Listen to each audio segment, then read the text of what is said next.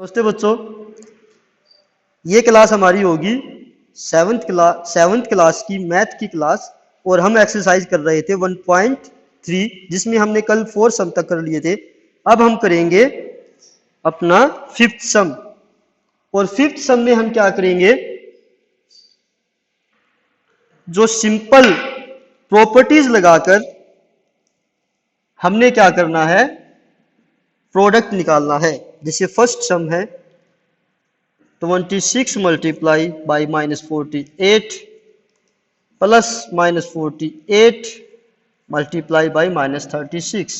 अब यहां पर हम पहले क्या चेक करेंगे, यहां पर भी -48 है, यहां पर भी माइनस। एक चीज ये है हमारे पास और एक चीज हमारे पास ये इक्वेशन ये है, तो यहां से -48 कॉमन निकाल लेते हैं। तो अब देखो इस वाले सारे में से, इस इक्वेशन में से क्या निकल जाता है 26, इस सारी इक्वेशन में से क्या आता है -36। अगर मैं सिंपल कैलकुलेशन करके करता हूं, इसकी मल्टीप्लाई फिर इसकी मल्टीप्लाई फिर हम प्रॉपर्टी लगा करेंगे तो वो भी हो जाएगा, लेकिन उसमें हम टाइम ज्यादा लगेगा। हम इस तरीके से करते हैं, -48 कॉमन निकाला, 26 यहां से पेंडिंग, -36 यहां से। अब -48 26 -36 माइनस का 10, अब माइनस माइनस मल्टीप्लाई करेंगे, प्लस 48 और 10 480 हमारा आंसर आ जाएगा। इस तरीके से हमने ये सम करनी है। इसी तरीके से हमारा बी वाला पार्ट करेंगे हम 8 मल्टीप्लाई 53 मल्टीप्लाई -125।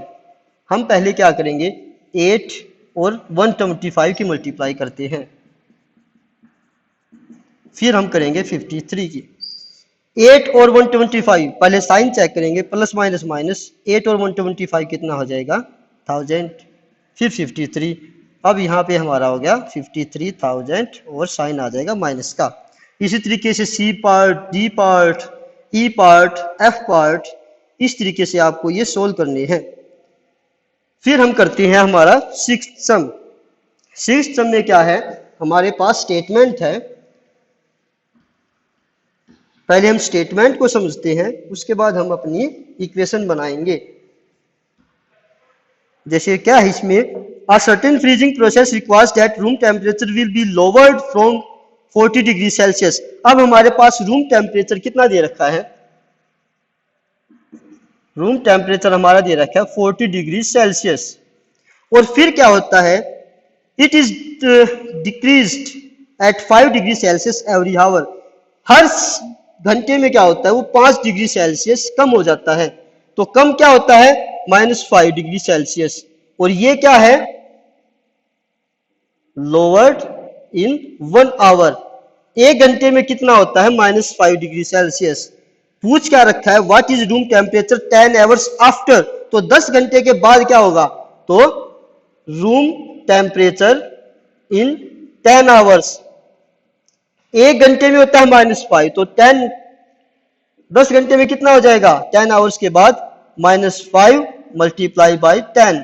तो 10 आवर्स के बाद अगर मैं सिंपल देखता हूं तो हमारा जो टेम्परेचर -50 हो जाएगा। स्टार्टिंग में कितना था 40 डिग्री, 10 घंटे के बाद कितना नीचा जाएगा, टेम्परेचर कितना लोअर होगा -50।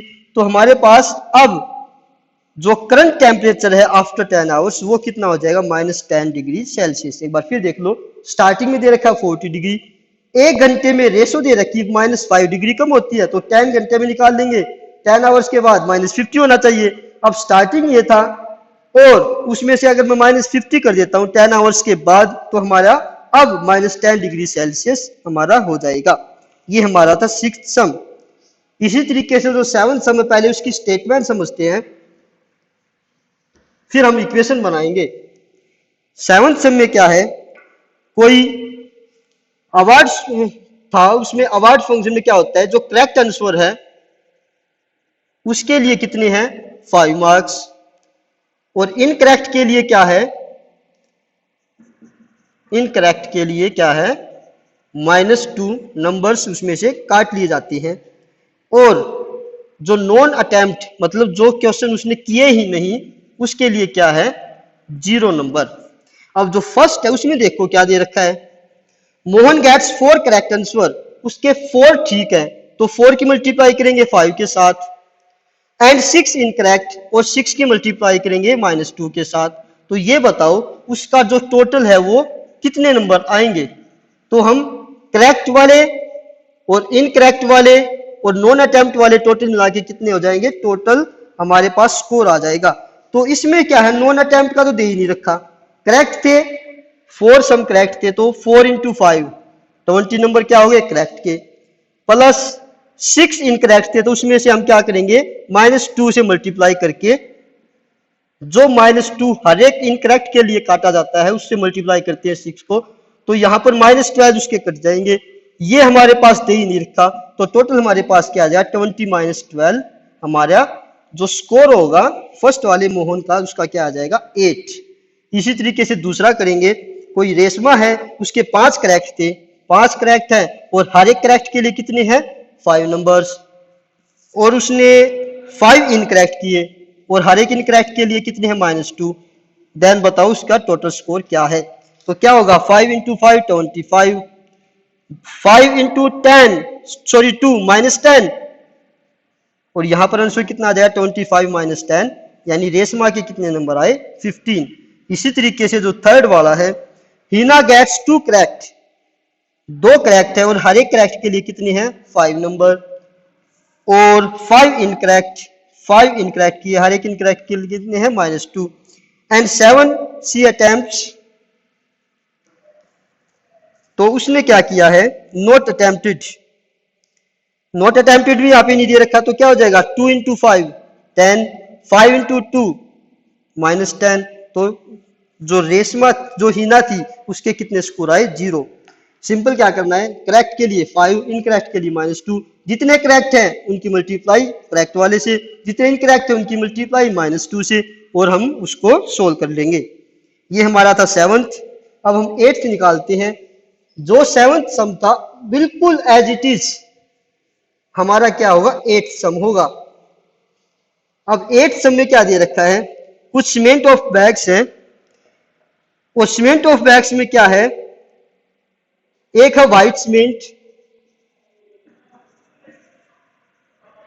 जिसमें 8 रुपए का उसको क्या होता है प्रॉफिट, और प्रॉफिट होता है तो हम क्या करेंगे +8, और दूसरा क्या है ग्रे सीमेंट, ग्रे सीमेंट में क्या होता है लॉस, और लॉस के लिए हम क्या लिखेंगे माइनस, और माइनस कितना है 5 रुपए का उसको लॉस होता है।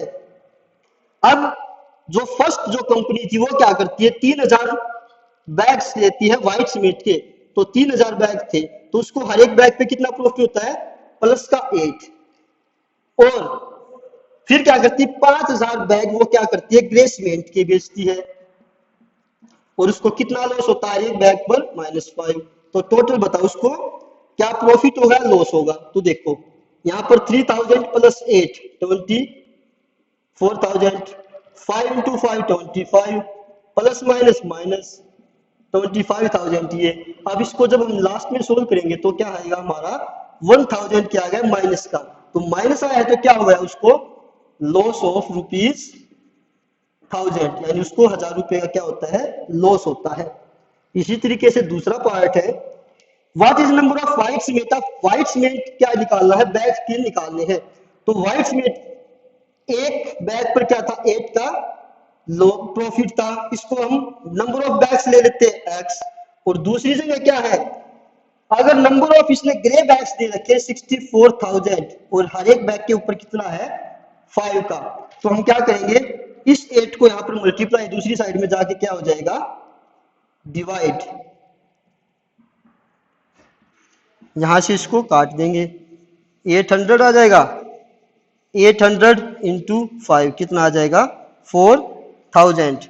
यानी अगर हम इनको ये पता करना है कि ना तो उसको प्रॉफिट हो और ना उसको लॉस हो तो कितने नंबर ऑफ बैग्स चाहिएंगे उसको व्हाइट सीमेंट के, तो white cement number of bags हम x ले लेते हैं।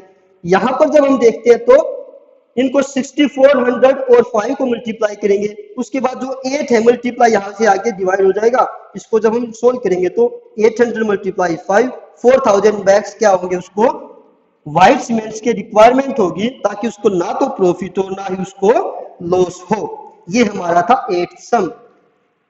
आज का हमारा जो लास्ट सम है वो है 9th सम। उसके बाद हमारी ये एक्सरसाइज कंप्लीट हो जाएगी।